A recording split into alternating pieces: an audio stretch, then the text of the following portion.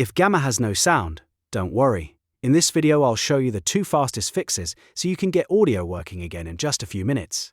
This is a super common issue, especially when you've embedded media or accidentally muted the browser tab, and the good news is it's usually very easy to solve. If this tutorial helps, make sure to hit like and subscribe for more quick software fixes like this. First, let's check the simplest possible fix. Unmute the site in your browser. When Gamma is open, look at the browser tab at the top.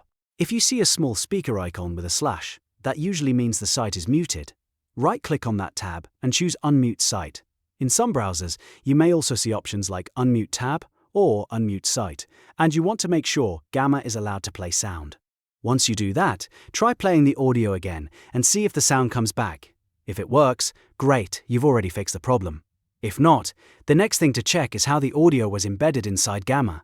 This matters because not every link or embed type will play sound the same way. If you pasted a raw audio link directly into Gamma, that may not behave like a proper playable media embed.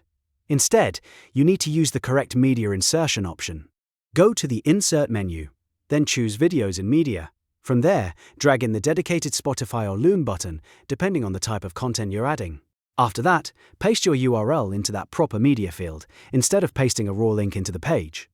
This helps Gamma recognize the content as playable media, which can make a big difference if the sound was not working before. So, to recap, first unmute the browser site if it's muted, and second, make sure you're using the correct embed type through Insert, Videos and Media, rather than a plain pasted link. Those 2 steps solve most Gamma no sound problems very quickly. If this video helped you fix Gamma audio, please hit the like button, subscribe to the channel, and I'll see you in the next tutorial.